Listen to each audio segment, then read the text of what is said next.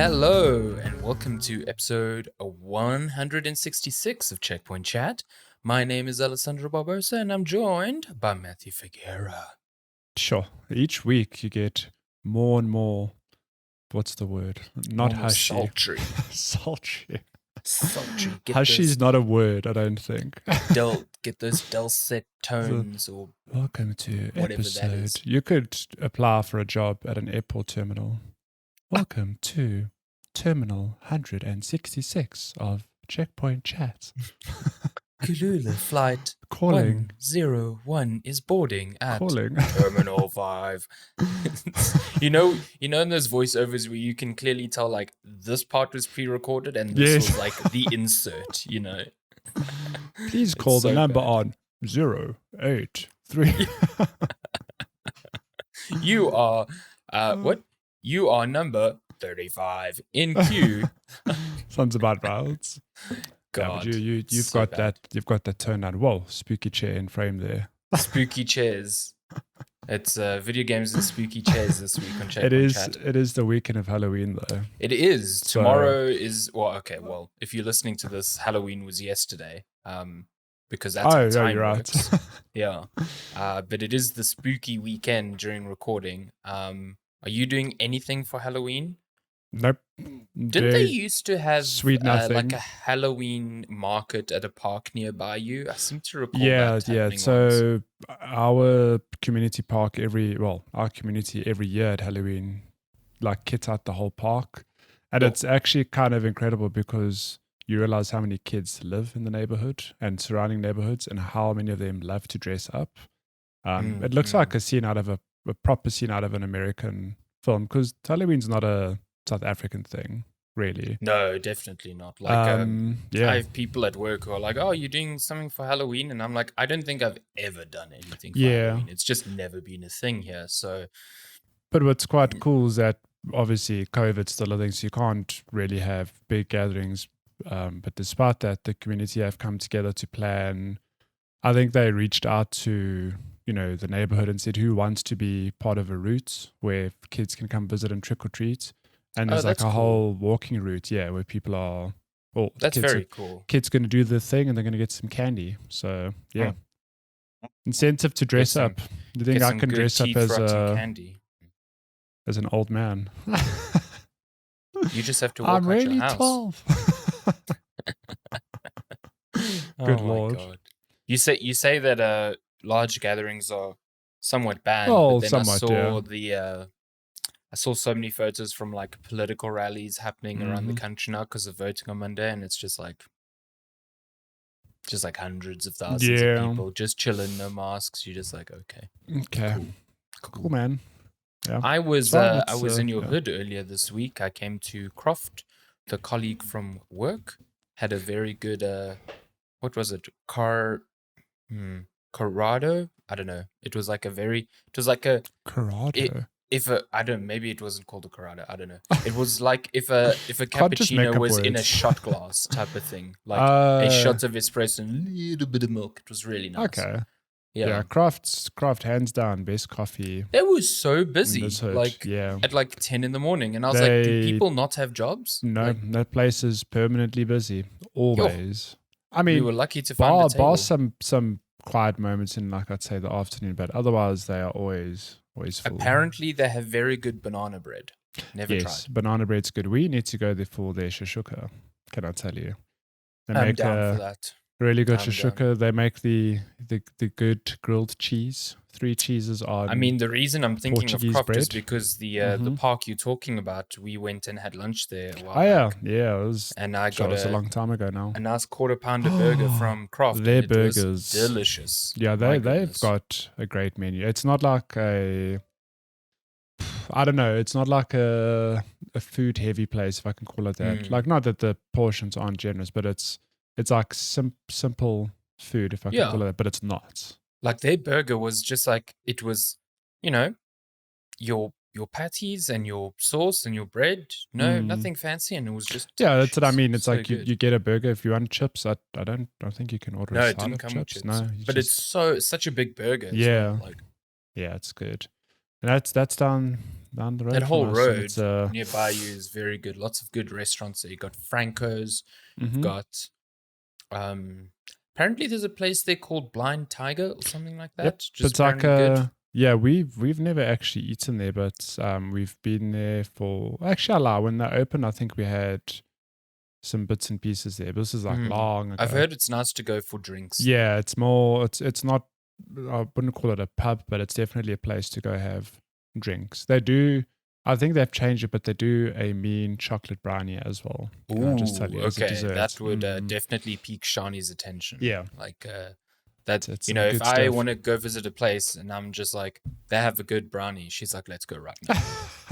Let's just Drop get in. everything. She's already Let's in the go. car, like she's waiting. You know what I mean? She's like, why are you still in the house? Come on, let's get out of here. I think one of the main reasons we went out. Oh, this is a while ago already, but I think it was actually like in April. For our anniversary, we went to a restaurant in Ilova called Bellagio, which was really, really nice and fancy. But the main reason did they have a brownie? No, they didn't have a brownie. They had like chocolate souffle on their dessert menu, which like takes 30 minutes to cook and whatever. It was delicious.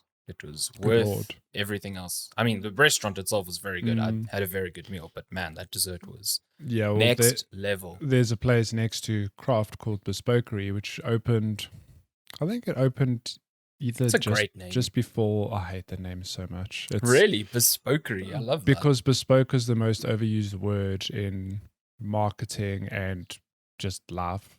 You know, where you go anywhere today, they'll offer you a bespoke solution. We want a bespoke advertising campaign. Exactly. And you're just like, okay. So this place thought, hey, we'll be clever. Bespokery. I'm like, it's clever, but I hate it. I mean, bespokery doesn't even make much sense. Like, I don't actually know what it means. No, it's like yeah, bespokery. You're turning that into a verb. It's like distinctory. It's like, what does that mean? Distinctly, the best food you're. But they like a proper. You go there, it's pretty food that's really good. Not huge portions, but we went there. Instagram food. Yeah, we went there a week or two ago because I owed Lenska, like, I can't remember if it was some part of her birthday gift or for Valentine's Day. I said, well, one day we'll go there. And, you know, when this COVID nonsense is all over, fast forward many months later, we're all vaccinated. It's all great. We went there and yeah, the food's not cheap, but man, it was really good. Some good crack. Yeah. What, I mean, you say it's pretty food, but what sort of food? So we tried, the idea is that you order, so the dishes are small but meant to be shared. So the idea is to order like a bunch of dishes to have a whole lot of different mini meals, if I could call it that. Okay. So we had everything from like, it's like deep fried, it's not mozzarella balls, but it was similar with like mushrooms and stuff in it in a sauce. We had some gnocchi. We had we had bits and pieces. There was like a salad. It was like feta avo. There was some cranberry jelly. There's some good stuff. I could get recommend behind some cranberry jelly. That sounds like a good time. It's fancy F. It's delicious. Yeah, but not eating there for a while because pricey. Although it's one of those treat places. Yeah, although they do have a separate breakfast menu, which I don't know. Like, to me, breakfast isn't fancy, so I'd be curious to see what you can definitely make breakfast fancy. You could make fancy, but when I'm talking fancy, like pretty plated food, I just can't see you plating eggs and bacon fancy. A small white plate with like scrambled eggs that have been fashioned into like a square. And then you've got like a circle of bacon, so it's like a perfectly circle, like one piece of bacon, and then roasted cherry tomatoes in the middle of that circle. I mean, that's probably what they offer. And then ketchup done in a smiley face because it's classy. No, they wouldn't serve ketchup. Come, let's be serious. That's true. Okay, they would call it tomato reduction. It would be ketchup, but it would be like a tomato relish. Like, tomato and onion relish. Okay, thank you. With tomatoes flown in from Italy and reduced in only the finest balsamic vinegar. Could I have some chips with this tomato relish? We don't serve that food here. We don't serve chips. We serve pommes frites? And you're like, what's that? It's fried We don't. potatoes. Yeah, we don't serve chips. We serve sliced potato. Sliced potato that has been lightly, delicately fried in the best olive oil. Exactly. Yeah, it's exactly like that. But the food's good, so yeah, would recommend. Oh god, on a special occasion. Any place you go to, and you get like a sauce with your meal, and it's like, this is a garlic aioli, and you're like, no, it's not. It's a garlic dip. Please don't fuck garlic with me. aioli with a sprinkle of oregano, lightly dashed with with a sprig of butter and herbs. You're like, okay. My goodness. Fancy. You know what else is fancy? Video games. Damn. They're always fancy. Well, always. We always look fancy when playing them. I always lift my pinky finger when playing video games. That's the fanciest way to play video. Yes, you hold your controller. Wait, I've got a controller here. So you hold your controller like this, and then you just go like this. What controller is that? It's an Xbox One. But if you had an Elite controller, you could use those pinkies. Oh, you got the Cyberpunk controller. Nice. Oh, you see, do you need your pinkies? It does feel very unergonomic to keep your pinkies up like this. It feels like I'm not holding the controller and actually straining myself. So yeah, get the Elite controller. You have paddles you can actually put to use there. But I'm fancy, so I could do so many things with those pinkies. I could reply to texts while gaming. Wow. Maybe. Well, here's a question. What games have you been playing fancily with your Xbox Cyberpunk? I only play the finest fancy games with the finest posh and polite characters. So I've been playing Guardians of the Galaxy. Nice. A ragtag group of space pirates who love swearing in non-creative ways. Nice. It's so prefacing, I've only played about 2 hours or so of this, so like barely scratched the surface. It's interesting. It's very different to what I thought it would be, which seems to be like the general consensus after reading some reviews earlier this week. Like, yeah, it's got so much DNA from so many different games that I didn't think, would kind of be in here. So if you're watching the footage on the video version of the podcast, you'll see that like during conversations, you as Peter Quill get to interject with, responses to your team. And what I found interesting was that it's a full-blown Telltale-like system. Yeah, which I think is what nobody expected, really. Yeah, exactly. It's not like, oh, you're just progressing the story. It's like, if you reply defending Drax and not Rocket, it's like Rocket will remember that type of thing. And that will influence the story going forward. It'll influence who dies at the end. Yeah, exactly. Rocket will be bitten by a zombie and have leave Caroline to go on. No. Clementine, sorry, not Clara. Caroline. Caroline's in the series. That's it. So yeah, it's interesting in that regard. I don't know how deep they go with these sort of like dialogue trees and how many differences they make to the overall story, but it is kind of cool given that the story to me is the main hook of this game. I think the game does a really good job at first of being like, this, these are these ragtag outlaws and they are sort of like a dysfunctional family. And they have to learn to like live with each other. So the game kind of like assumes who the main cast is, but then like explores their dynamic in far more depth than the films do, or at least just in the first few hours. That's the impression I get. So that so far is like the really interesting part. Just listening to these characters interact, which they do a lot because they do not shut up. Like there is so much dialogue. It is obscene. Like I think Darren, good friend Darren, actually said that he was surprised how little combat there was in this game, and it almost felt like a Telltale game. And I get what he means now. Like it really does. Like if you do not enjoy these characters, you will not enjoy this game. Like period, because the rest of it doesn't really. I don't know. So the combat doesn't really tickle me yet. It's it's strange. Like you only control Star-Lord. Oh yeah. You don't swap between the cast of characters as you play. And the only attack I've unlocked with him is like he shoots things with his pistol. You what hold Star-Lord get out? Never. Like you hold left trigger and it locks onto enemies and you shoot. And when an enemy gets too close, then you can press X and like he boots them into like the ceiling. It's quite the melee attack feels pretty great. I won't lie. And then the way you use the other characters is sort of like having an action wheel. I would say it's similar to games like Mass Effect, but that would mean nothing to you. Just to me personally. Yeah, just to Matthew, who hasn't played any Mass Effects, like a monster. My goodness. So essentially you have this like wheel where you can tell your colleagues to like use certain attacks at any point, and each one sort of serves a purpose. So Groot, for example, has an attack that roots enemies in place. So he can like a group of enemies he can kind of just like immobilize for a few seconds. Rocket has an attack that does AoE damage, so pretty good to combo with Groot's one.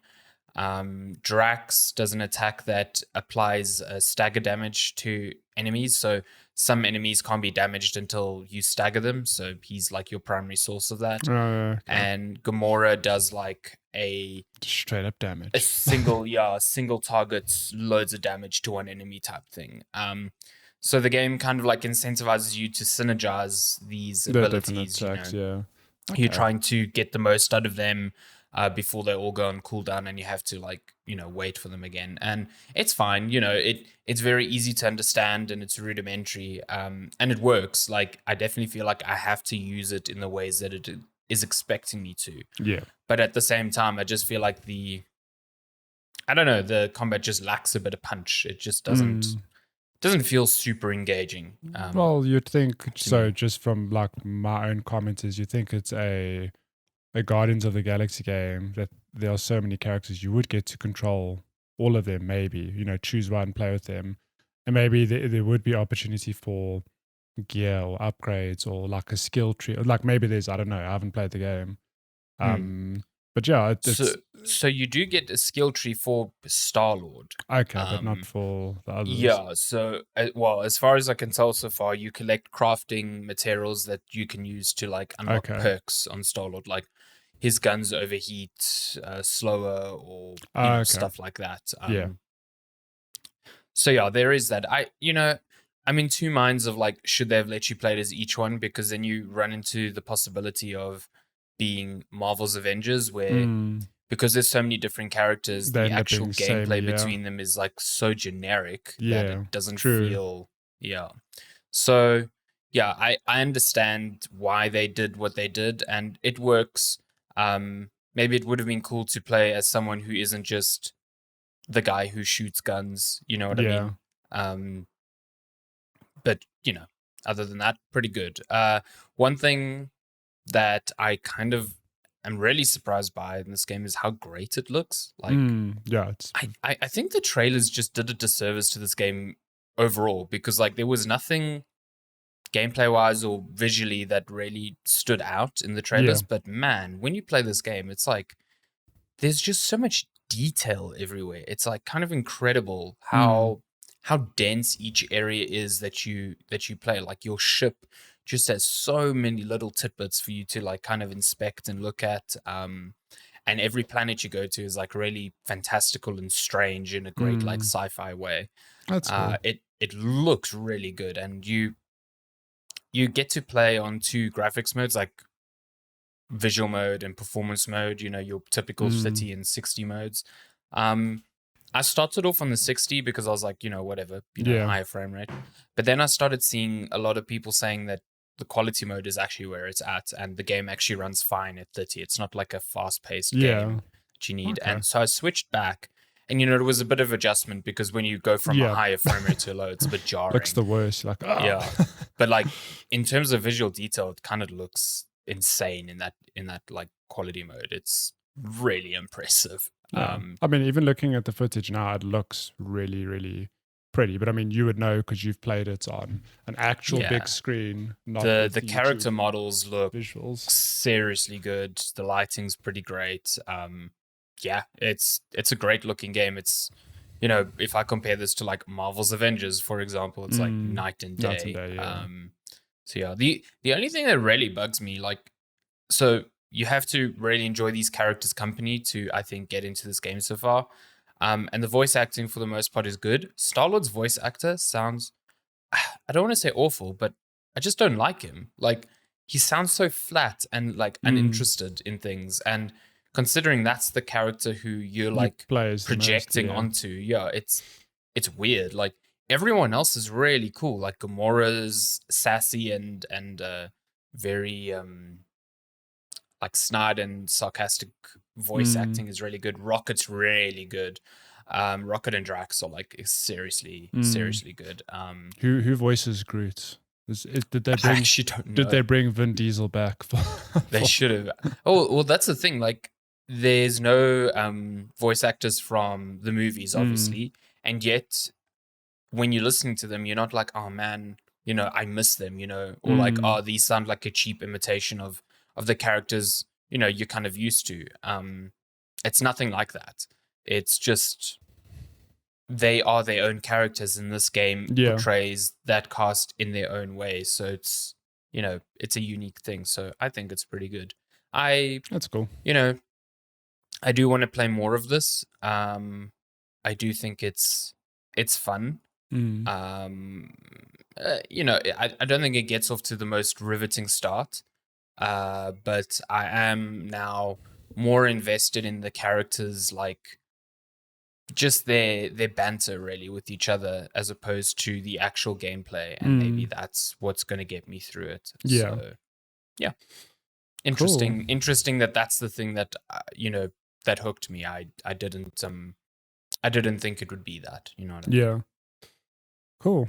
Yeah, that's Guardians of the Galaxy. You've been playing Guardians of the Galaxy. Another game you cannot speak about yet. Yeah, can't chat about that one just yet. But next weekend I can. So next weekend.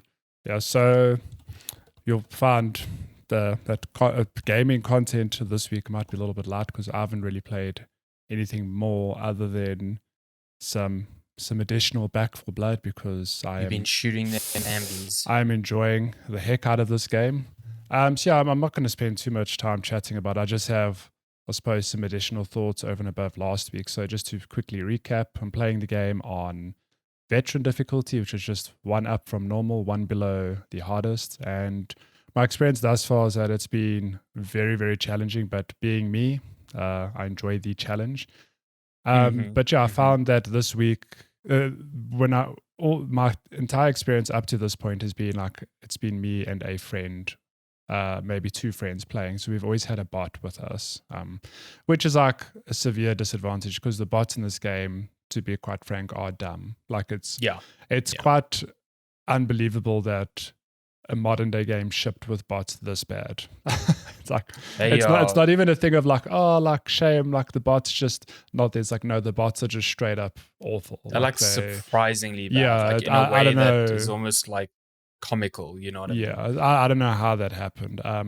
But this week we managed to get a few sessions where there were four of us, and while veteran is still incredibly challenging, it is a lot more palatable because now all of a sudden you've got a full party. You know, not one random person who refuses to revive you or heals you when you're like on basically full health, whatever. And then it starts getting interesting because now you start basing your decks based, you know, with trying to synergize some things, because the way the cards work, like you'll often find like there's a card that, you know, if you're running a rifle, for example, you'll get bonus rifle damage and you can carry more rifle ammo. And obviously in a game like this, when you're shooting so many damn things, you can't all have the same weapon because you're going to run into ammunition problems. So it becomes a thing of like, you know, who's running the SMG, who's running the rifle, who's running the shotty. But over and above that, you can start leading into the character classes of like, well, we basically need a support, for example. So I've played the character called Doc, and I've built my entire deck on, you know, optimizing healing as much as possible to the point where it's like For example, if you revive a teammate, you do it faster and you give them a bit of health when you pull them up. Medkits That's are more useful. medkits are more effective. There's a card where if you heal somebody, you get a percentage of the healing for yourself as well. And it just like things like that, for example, are just interesting in that like now I'm the healer. So I'm the one who's constantly on the lookout for medkits. I'm the one who insists like stand still, I'm going to heal you. But then you're doing that Captain Phillips meme. It's like, look at me. I'm the medic now. Yeah.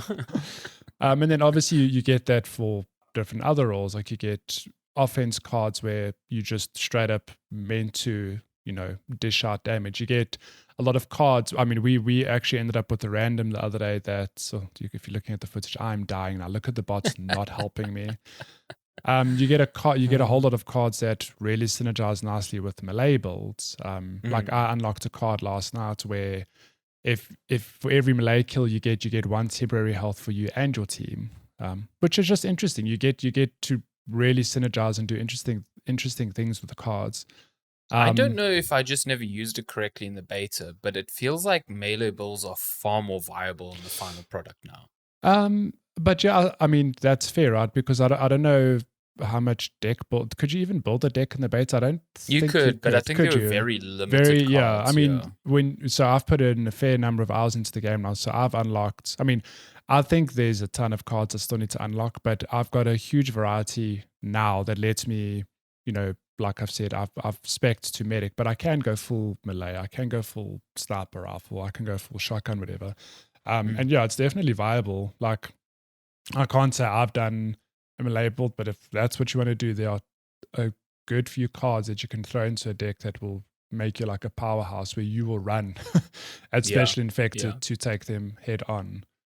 But yeah, all I can say is I'm like bad bots aside, I'm really enjoying this game. Like I don't think it's for everyone. Like if you not into co-op shooters or like PvE games, whatever, like you might not dig it. But as somebody who's really enjoyed the hell out of Left 4 Dead in the past few years, like we've dipped into Left 4 Dead several times, in the past decade now. It's how old the game is. It's just a modernized version of that. It's like for all intents and purposes, it's the same formula of you just running through stages trying to, get to the next objective. But the fact that there's a card system now, you get currency which incentivizes you, to play the game. Doesn't matter if you unlocking currency to get cards and stuff, like I'm enjoying it. I mean, John, Mark and I are the furthest in the campaign because we've just overlapped and been on the most. But when a friend comes on, we're like, yeah, we don't mind going back to wherever you are in the campaign because we're still earning money for just playing and we get to try different things out. Yeah. So yeah, it's a good time.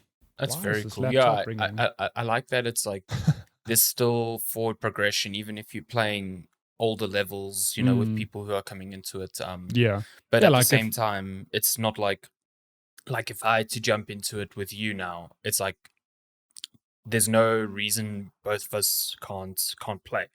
Yeah, there's so no like character levels or whatever. Yeah, what I touched on last week, I think the card system works because it would be a completely different game if you grounded out money and you bought yourself different weapons that were, like, oh, I've bought myself a legendary weapon that I can equip every run and it does more damage. Like that would immediately put like a time disadvantage on you. But the cards you would start with aren't, the strongest cards, but it's not impossible to dive into a game with us because you are still going to have a basic deck that says like, hey, here's more health or more ammo or more stamina. Yeah, which I think it just works. It's clever. It's like and it's just a nice quality of life, modern thing that like, it's interesting because Left 4 Dead never had any of this stuff. It was just a straight up, you run from A to B, and we played that for many, many, many hours, like no issue. But adding this in, it's just like, I feel like there's incentive now to just keep playing and unlocking different things.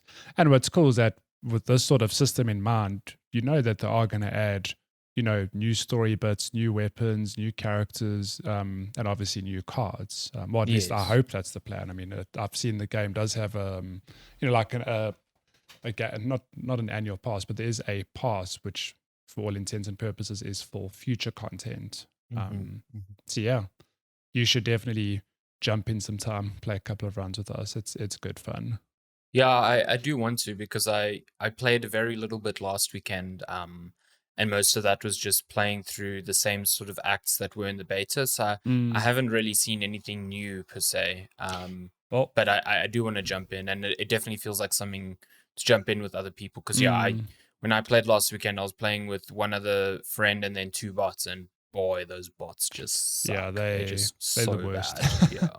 And I do feel like playing on the standard difficulty is it is too easy. Yeah, it feels mindless. Yeah, I'm interested to see what the first big patch for this game looks like, because there are definitely things where we feel like, my friends and I have chatted, that there are just some things that feel completely unbalanced or unfair. And like even the difficulty, like it's quite clear that normal's too easy, but veteran can be too hard. Yes. Like I mean, you'll get people who say, "Oh, it's not that hard. You're just not playing the game right." But like, I think sometimes you just suck at this game. God damn it. Yeah, but sometimes the director feels like like unnecessarily brutal. I mean, and we've had. I'm convinced the director woke up this morning and chose violence. Chose violence. I'm convinced we've had the director bug out, because we've started levels. So if you're watching the footage here, you'll see that some of these ridden have body armor, because like we're at a police station, so you have to shoot. I saw one off. guy, he had the PUBG armor on. Yeah, so they've got PUBG armor. We've spawned into levels where every single ridden is wearing that. So we're like, no, that cannot be right. That cannot be right. We've had levels where special infected just don't stop spawning. Like John Markamaka has a screenshot where on one of the the tail end of an act where you're doing like a whole lot of almost finale-esque levels. We ended up running back into the safe room, and there are just special infected everywhere in the safe room and outside. And we're like, they just never stopped spawning. Yeah, that does sound like you said, a director bug. Like the director's just like, I'm going to be an absolute dickhead now and give you the word. Chose ultra violence. Yeah. But I mean, so things like that can at least be balanced.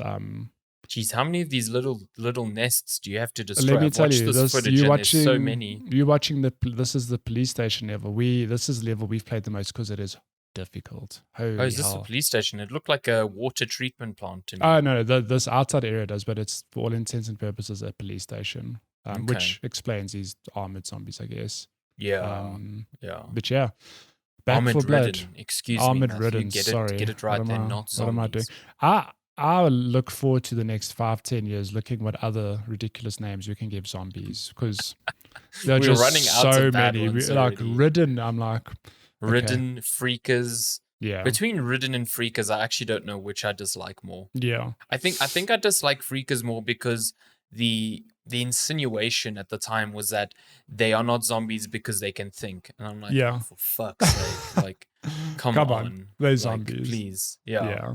They can think for themselves, but also they run in mindless hordes towards you. Like, okay. Yeah. Sure. But yeah, there is a movie where there's... Oh, it's the Zack Snyder one that came out recently. What's it called? Good Lord, I can't Army of the Dead or something? Yeah. Yeah, apparently the zombies can think and communicate with each other. So yes. maybe they deserve. And I think even in that one they called zombies. So it's just like, what are you doing trying to redefine something like that? It's a zombie, man. Yeah. Anyway, so that's Back for Blood. That's cool. Back for Blood. Back for Blood. Back for game releases. Mm-hmm. I'm always back for them. I think that is the shortest we've ever spoken about games we've played.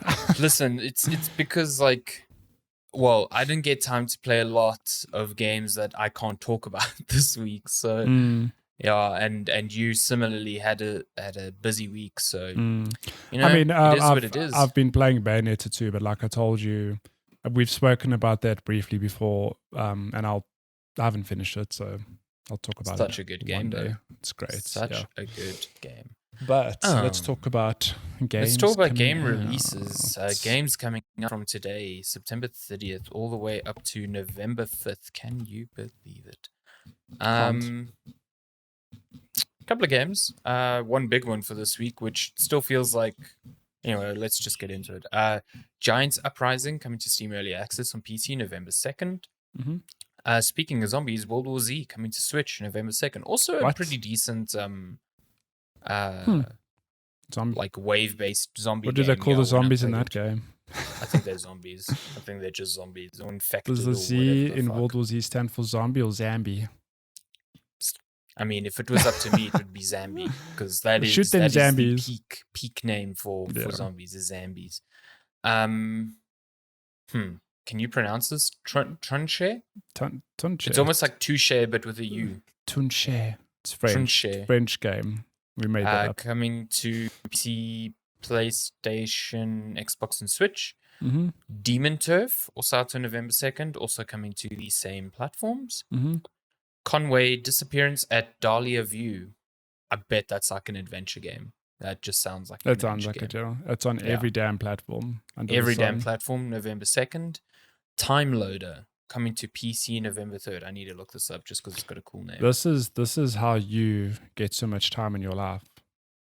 Time Loader. Time Loader is a story-driven puzzle platformer with tiny robots, alternate realities, nostalgic music, and primitive tech from the 90s. Interesting. Okay. I thought it'd be like a shooter where you shoot time. You thought wrong. I thought wrong. This looks kind of cool. This looks like what if Limbo or Inside, but you're a robot. I'm weird. Kind of cool. Looks cute.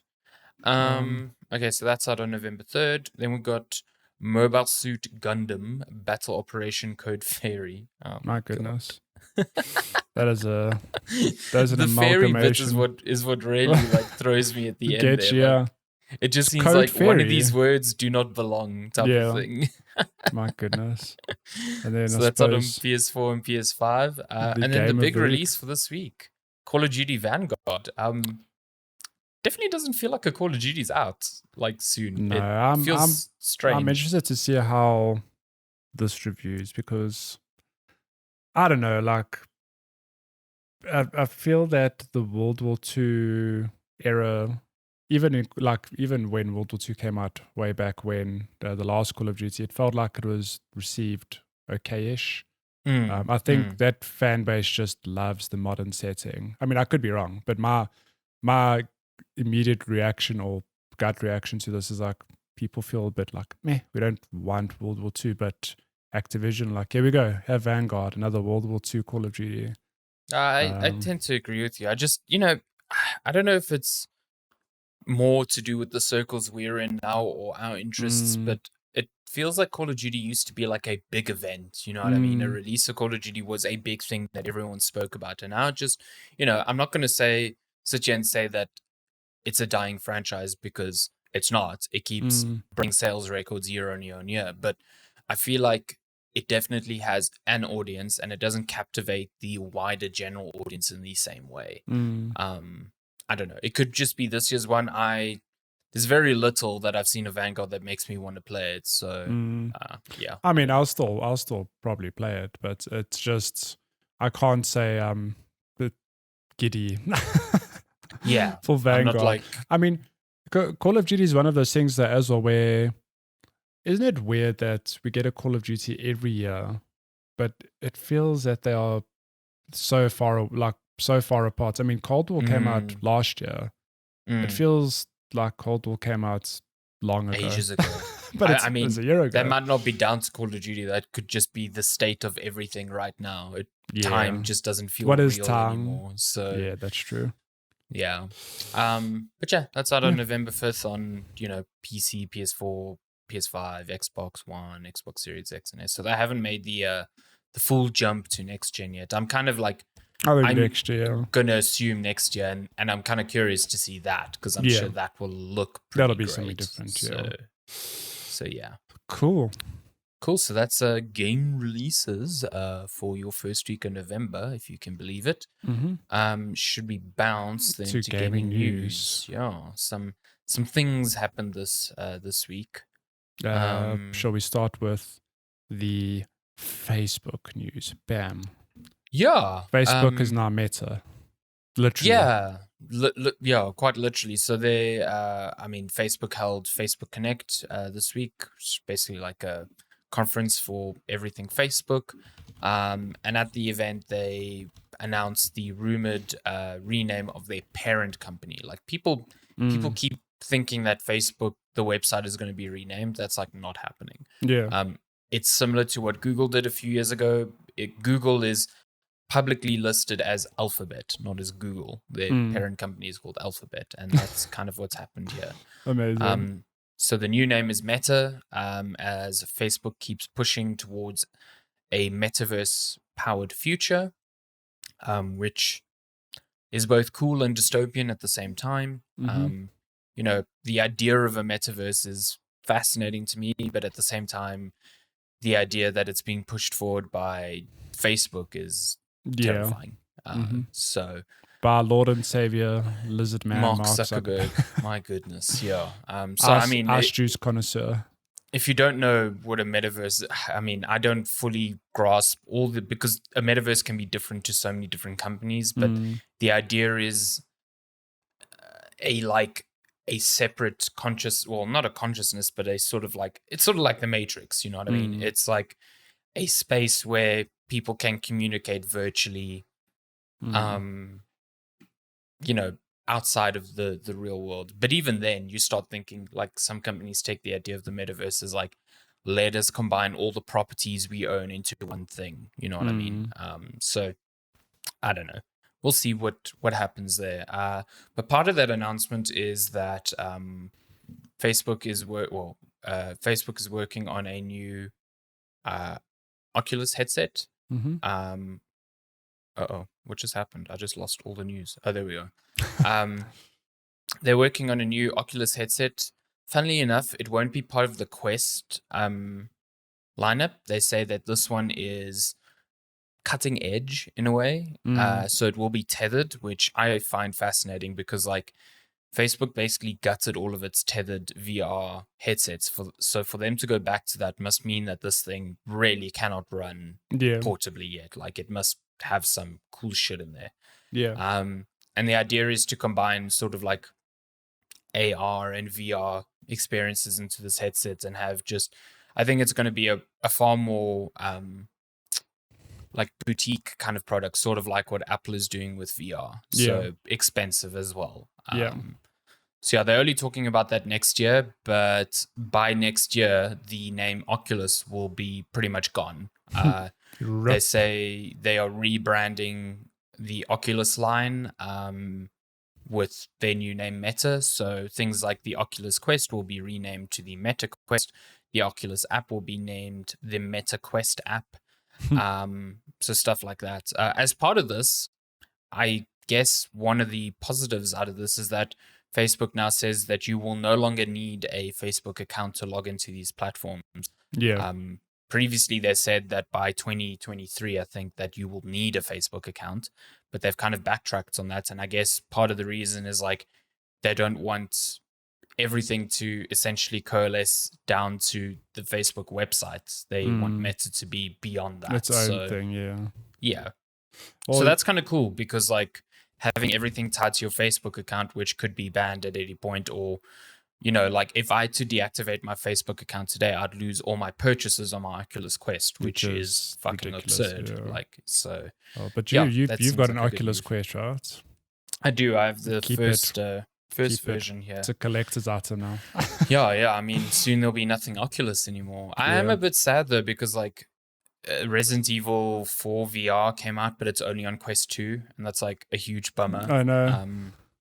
You know, so I was hoping that there would be a new Quest announced and I could, you know, upgrade, but it doesn't seem like a new Quest is coming for a while, so we'll see. We'll see what happens. I mean, we'll see.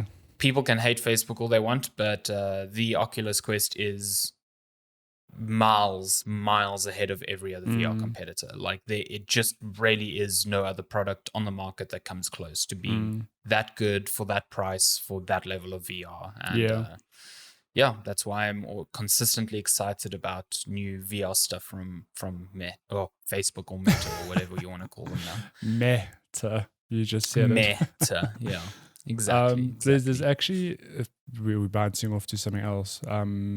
There's actually news that we forgot to put in our roundup. I'm just going to slot it in here as the state of play. But that's fine because it was very boring.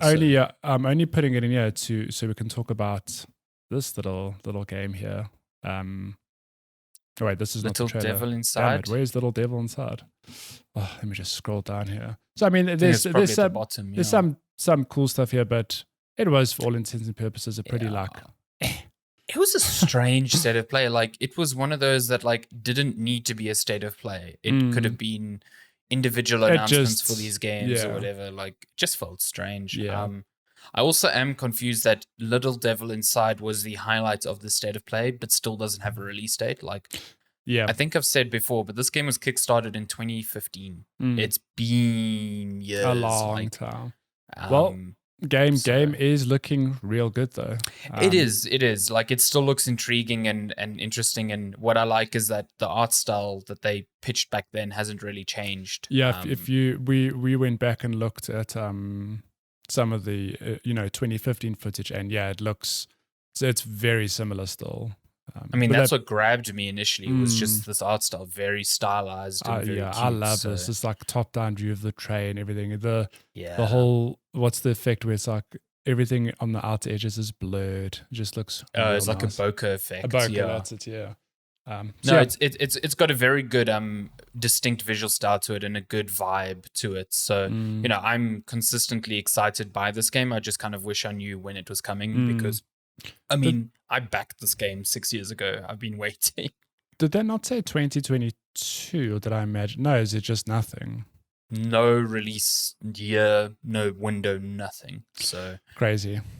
Okay. Yeah. Well, really, I just wanted to why make a state of play headline by this if you have you have footage to share, but I don't know. I like this guy's little scarf. It looks really good. Yeah. I just wanted to slot this in here because this does look really good. But state of play as a whole. It was a lot of updates for smaller games. There was a new Star Ocean announced, which some people are very excited about, but I still think that's a very niche RPG. Yeah. So I think the other big news there was that Devil's Door, Death's Door, Devil's Door, is coming out on PlayStation very soon. So that's cool because that's still one of the best games of the year. This is cropped so badly, but fantastic game. I don't think there was really anything else. They didn't update games like Stray or I mean, no. Everyone was hoping for Final Fantasy, and boy, did they get disappointed by that. Nope. Really disappointing state of play. And disappointing because all the others that Sony has hosted have been really good. Yeah, 10 out of 10 bangers. So yeah. But let's bounce to let's fly through all your free games this month. Sorry, this site crops so badly on the news feed. But so this is PS Plus games for PS Plus November. Run us through them. Knockout City, you played that a few months ago. Pretty good. You enjoyed it? That's cool. Yeah. It's PS5 getting a PS4? PS5 upgrade as well. So 120 hertz, higher frame rate, and whatever. the game's got crossplay, right?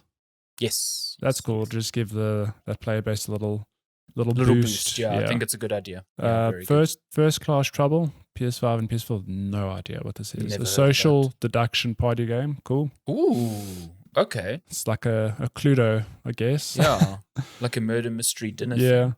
Okay. Kingdoms of Amalur Re-Reckoning, PS4. So this is kind of cool because I actually this week just finished Jason Schreier's latest book, Press Reset. Oh my god! And one of the later chapters is about Kingdoms of Amalur and the whole debacle there, and it kind of made me want to go back and play it again. Yeah. So getting this just was timed very perfectly for me.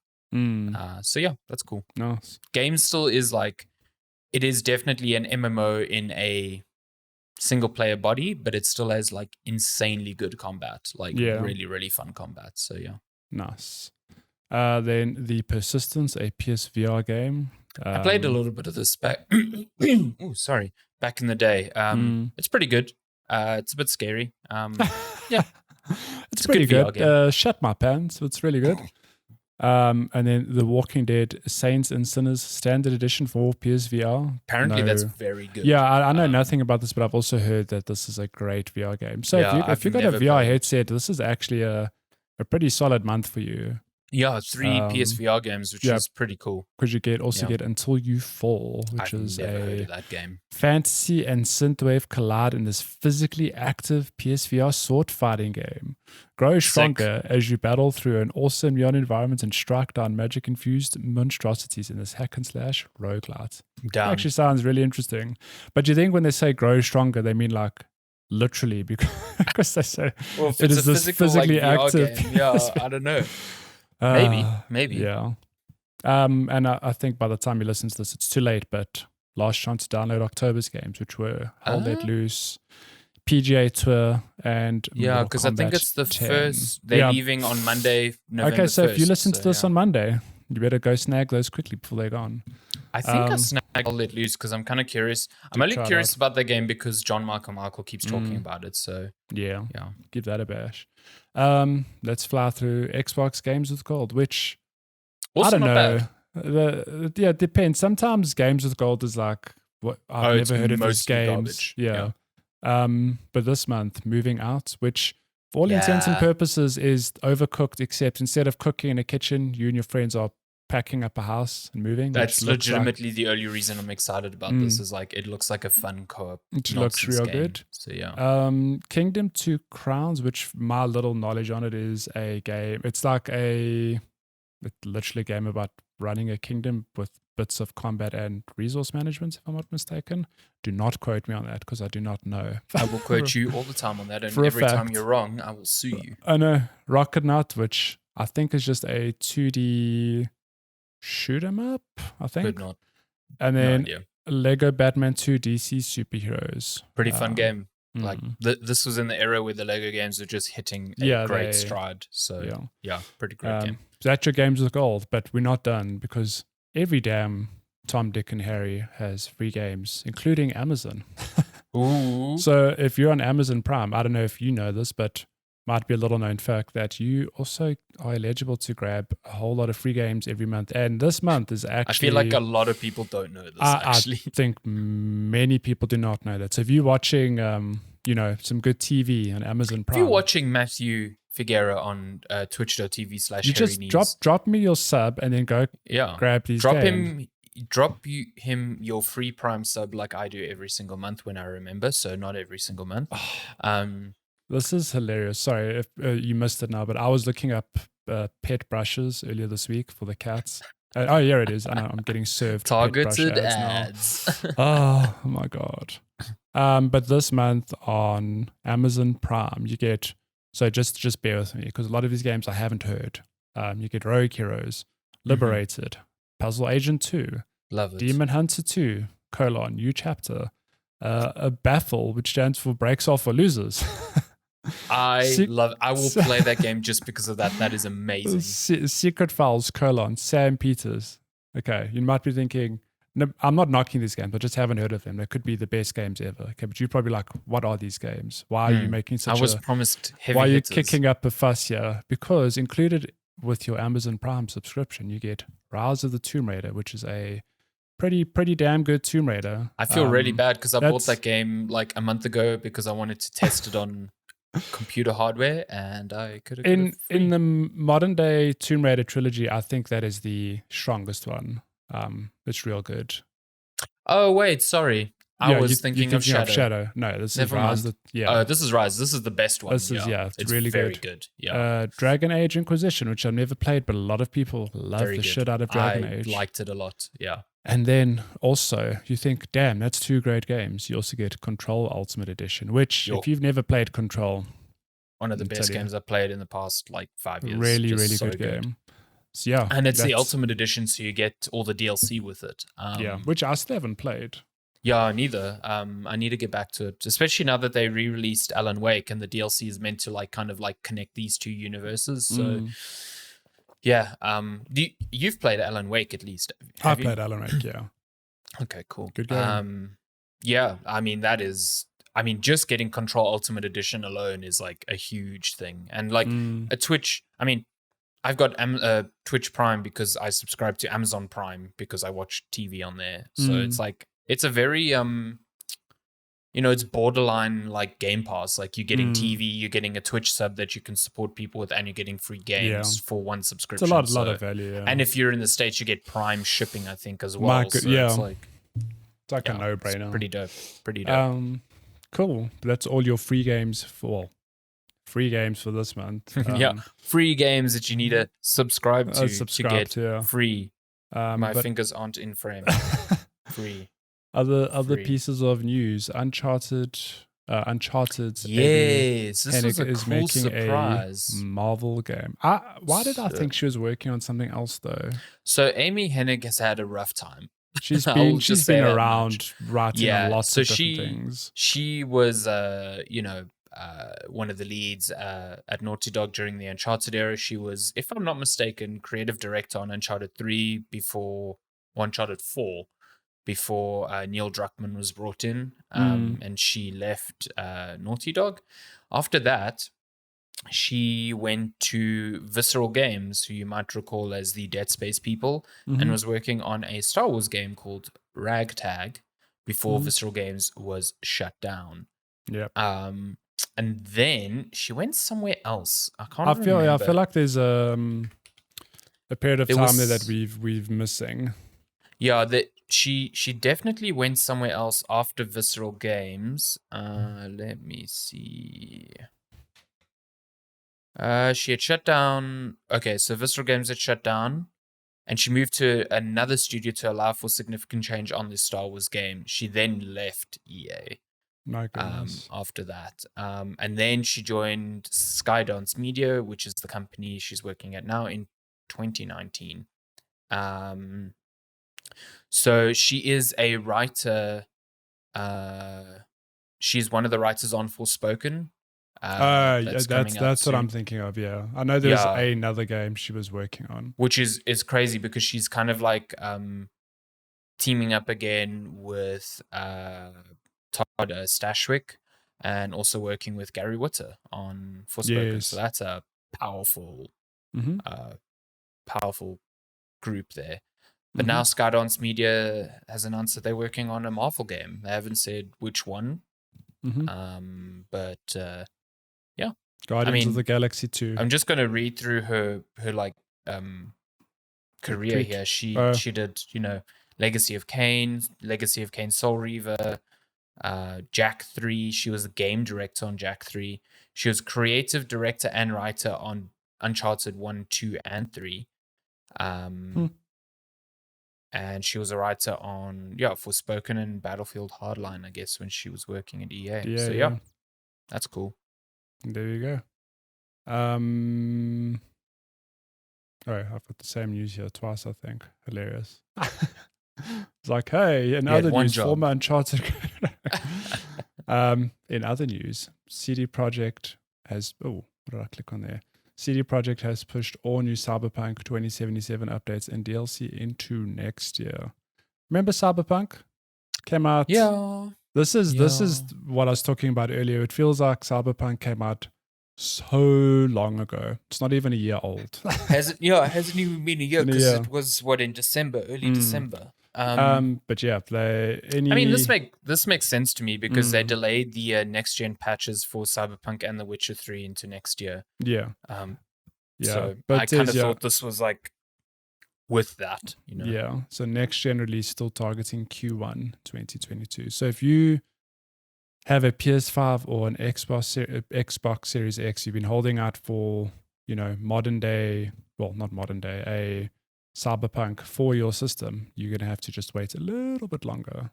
The thing is, once the next gen patch comes out, it's going to feel old because like it's still at its base a cross-gen game, and when we're getting into 2022, I feel like cross-gen games are going to start like fading away. I mean, Yeah. we still have Horizon Forbidden West that is cross-gen, and the new God of War will be cross-gen. But I feel like for the most part, it's going to start changing from next year. So I don't know. Yeah, we'll see. I don't know. And then just some final pieces of news. The Nintendo Switch subscription service. I don't know. Has the name changed? Is it called like it's Nintendo Switch Online Expansion Pack? That's if I'm not mistaken. So, if you didn't know, the existing Nintendo Online service, which includes a whole library, aside from cloud capabilities and online, playing, you also get NES and SNES games. That has been bumped up to include not only the upcoming Animal Crossing DLC, but Nintendo 64 games and Sega Genesis games. Mm-hmm. But sadly, it seems that the Nintendo 64 emulation is actual doo-doo water, according to reports. People complaining that the emulation is just awful. I mean, I skimmed through this article. If I'm not mistaken, the one comparison here says that the Legend of Zelda Ocarina of Time on the Switch looks worse than the emulated version on the Wii U, which is just interesting. So, and there's some weird like choices there, like there's no controller remapping. So how in the year? But you know what? Forget that. Some Nintendo games to this day do not allow controller remapping. I don't know why they're so sticky about it. I mean, it's worse here because like the N64 controller was just bizarre. So it was like very different to what a Switch controller is now. So like you had like your C stick, which if you've never played an N64 game is to me quite similar to the little nub on the new 3DS. It's just like a sort of little analog controller that is also a button. And they just map that to the right stick. So like some games use that purely as just a button, not a directional thing. So now you need to click the right stick to, it's so like you cannot remap that. And also the N64 controllers, like button layout is very different to the modern Switch one. So even though they've said, okay, well, this was A on the N64, so we'll make it A on the Switch, like it's not really the same because their positioning and the size of the buttons are very different. So, it's it's normal for Nintendo in this avenue because I feel like Nintendo has just really never given a shit about like proper emulation and this sort of thing. So even when it was Nintendo Switch Online and you were getting the NES and SNES games, it just felt like they were just plopped on without really much consideration. And this is just worse. And I think this feels worse because they're expecting people to pay 150% more for this. And the people that really care about this sort of stuff, like that really care about old games and how they are presented in a modern space, like they are the ones who have bought expensive hardware like a Mister or an Analog, or they're messing with FPGA emulation to get these things running as close as they did on the back original then.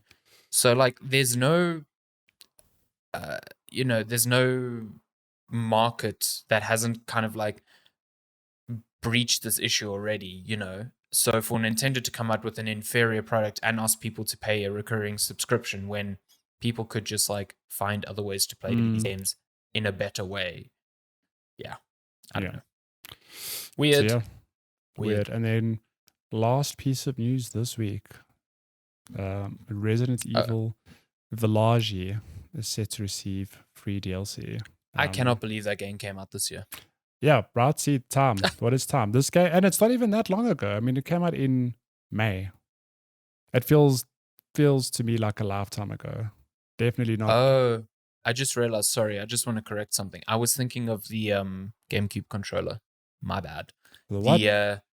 The C button on on the N64 one is actual directional buttons. I thought you were referring to Resident Evil. I was like, what? No, my bad. I'm just looking at a controller, N64 controller. So it's almost, how on the Switch Joy-Cons they segmented the D-pad into 4. Yeah, so the C stick or whatever you want to call it is like that. So imagine that being on now mapped to the right stick. Why Nintendo? Yeah. I don't know. Anyway, sorry. Free DLC for Resident Evil Village. For Village. Which is quite cool. wouldn't Do you know mind. what sort of DLC it's going to be? Or No, apparently it was just like it wasn't actually announced. Apparently it was buried in an annual integrated report. And there's just a tweet from Mario 64 that just says, by popular demand, development has just started on additional DLC for Resident Evil Village. More info later. I mean, that game's great. So I really enjoyed it. I played a bunch of the Mercenaries mode as well, even when I was done. And I really, really, really like that game. So that's awesome. More buff Chris Redfield, perhaps. Maybe a little tease of what's to come following that ending. Yeah, how they're going to connect it to how future Resident Evil, whatever the fuck 9's going to be, because boy, that ending really leaves it open to interpretation. So and I think that is all your important news for this week. A lot of free games on different services, as we said, free games. Mark Zuckerberg stuff. And Mark Zuckerberg, metaverse stuff. You know, just a normal one in games. And other bits and pieces. Should we move on to questions then? If you want to send us questions, you can email us checkpointchat podcast@gmail.com. You can also message us on all our social platforms at Checkpoint Chat, pretty much everywhere. So all of the places. We have one question this week. Let me just pull it up quickly from good guy at Jared Bra. Who says, if you could go back in time and re-experience playing / finishing a game for the first time, what would it be? Easy. For me, it's the experience of stress after finishing The Last of Us Part 2. Ooh, and he adds, that's a good one, actually. Which I went back and listened to your guys' episodes on Just to Relate. On Just to Relate to that again. Yeah, for those of you who don't know, we did a whole Last of Us 2 spoiler cast. We spoke about stuff in that game, because that game, intense. That's actually good. I wouldn't have thought of that initially, but yeah, I think the sort of unknown of that game and the sort of stress of getting it to its conclusion doesn't hit the same when you're playing it for a second time. So yeah, I think the second playthrough is interesting though, because then you obviously know what's going to happen, and you know can see all that foreshadowing as well. Yeah, and you know about the twist halfway through, and then what happens at the end. So you said you had an easy answer. I do wonder. Yeah, I was just gonna say. I think I have the same answer. Where that is. I mean, I've obviously played games that I'd love to re-experience for the first time, but Outer Wilds is just. It's one of those things where you'll play it once, and the second playthrough will never be the same. Like, it's impossible, because you know what to expect, or you kind of figure out how the game works. You have some existing knowledge, so the sense of wonder can't hit in the same way. That exploration, that puzzle solving, you'll never get that again. And I mean, I played it for a second time this year, and it had been enough time that I'd forgotten some of the nuances of it. But even playing it again, I'd see something and be like, "Oh right, I remember this now." Whereas the first time you play that, just the sense of just discovery and elation you get when you figure something out, like I can't. It's just incredible. Just really, there is no other game that I've played yet that comes close to that sort of eureka moment. Yeah, one of my friends, Mark, said this week, because we chatted briefly about Outer Wilds, because I found that he's also played it and he enjoyed it.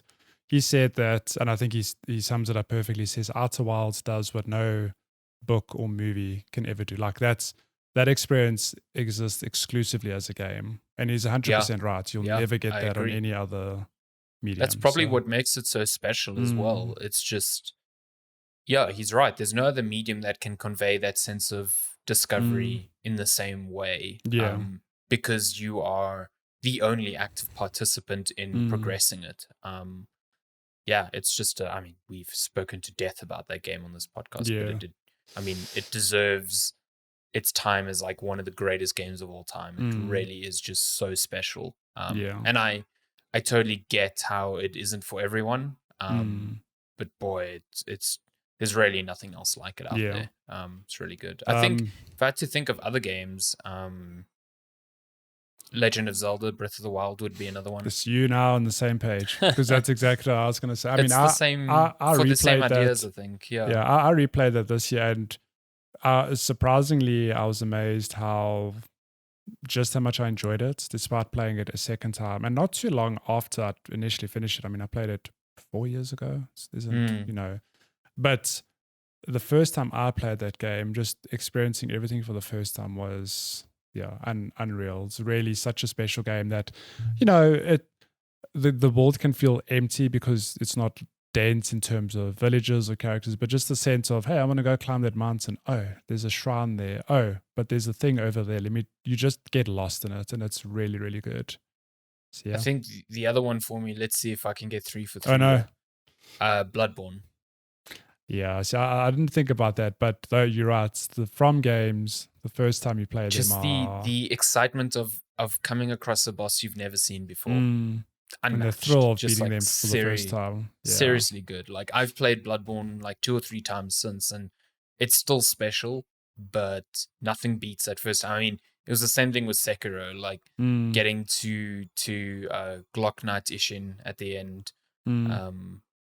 Yeah, it's really, really it's something else. Glockshin himself. Yes, fuck that guy. Honestly, Jesus. Welcome to feudal Japan, where swords are the main weapon, but Glocks are a thing apparently. I remember so distinctly, like, talking to you back in the day. I was like, man, Genichiro is where I fell off that game, and you're just like, you don't know. Eventually he's just the first phase of an even worse boss. Yeah. And it's funny because you make Genichiro your bitch, because you'll do that really last boss so many times. You'll get that first phase done, to a T. Just like if you're losing even just a little bit of life to him, you're irritated. Yeah, because, damn it, you should not be being hit by him. Yeah, what a great game.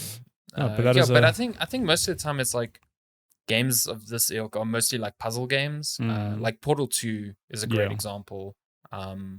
Just puzzle games that, because you've solved them, even if you take a large break from them, you always have a sort of like instinct about you that kind of lets you solve them in a way that is not the same as the very first time you experience them. So, like for Portal 2, for example, like the ending is very clever in my view, because the whole time through the game they tease you with the idea that moon stuff, portals can only be used on tiles that are coated in moon dust, and right at the end, like, you're presented with a shot of the moon, and the solution is to shoot a portal at the moon. But like the very first time I sat there looking at it, like, what am I meant to do? What's going on here? Yeah. So I will never forget that. You know what I mean? So like, even going back, you won't be able to re-experience that, like, oh my god, that's what they want me to do. Shoot the moon. Yeah. Clever. Yeah, that is a great that question. Game was so Thank fake. you. That portal blast should have taken like fucking hours to reach the moon, and yet instant instantaneous, faster than the speed of light. It arrived. Amazing. Yeah. Video games. They're great. Yeah, thanks for that question, Jared. That was a cool question. Goodie. Yeah, I enjoyed that. But that is the only question we have received. This week. If we're gonna have just one question, at least it's a goodie. It's a goodie. Yep. Well, we prioritize quality over quantity, and also prioritize not having cello. Oh wow! Here up in the like questions. Just check. Yeah, we don't have any other surprise questions that I can see. I'm frozen on Discord, so this is a great. Great. I couldn't even. I was frozen in my monologue against cello. My united hate of Amazing. Wine against cello. But yeah, if you want to send us questions, you can also email us checkpointchatpodcast@gmail.com. You can also message us on all our social platforms, at checkpointchat on Facebook, on Twitter, on Instagram, everywhere. All the places. Oh, and that about wraps up that's a episode 166. Yeah, a bit of a compact episode, but it's like, been a busy week. Also, just can't talk about certain things yet, and I do feel like the year is winding down to an extent. Like, we still have big games. Like, I mean, Call of Duty's out next week. We've got Battlefield later in November, and we've got Halo in December. But I feel like the onslaught of week by week big hits has kind of like left us now. So can dig into enjoy the time backlog to get into December. the backlog. Yeah, like I still need to finish Metroid Dread, which I really want to do. I still want to, play more of Guardians because that was a surprise to me. So yeah, lots of good stuff to come still. I don't want to talk about my backlog. Yeah, it's too much. Yeah. So I read a great article on Fanbyte Media, just Fanbyte, this week about killing your backlog, like letting go of the idea that you need to finish every game you start. And I think that's a very healthy way to go about it. I let that go a long time ago, but there are current games. I'm like, it's a selection of say 4 to 6 games. I'm like, I can get through these. I just need like a month uninterrupted. Yeah, just a month where you just wake up, sit down, play, get up, go to bed. Yeah. Sounds like a great time. Yeah, because I mean, I've got tons of games in my backlog that I want to play for the first time or just replay. Like Portal 2, I definitely want to replay at some point. I want to play the co-op because I've never actually played the co-op. I've also never played the co-op, so you never know. Maybe we should play some co-op. Yeah, that's episode 166. We're gonna yeet out of here. We go have a nap maybe. Because cats are actual dicks in the mornings. You heard it here. That sounds pretty good. Yeah. So thank you so much for checking us out, for listening to episode 166. Sorry, my brain just decided to I think do a minor reboot there. Yeah, it was just like didn't know what to do there. Thank you for joining us as always. We appreciate all of your support. If you're on YouTube, you can give us a like and subscribe if you enjoyed this, or a comment if you didn't. And just everywhere where you listen, thank you. Yeah, we appreciate you. You the best, Shouty. You the best. We will see you next week. Thank you so much for listening. Goodbye. Bye.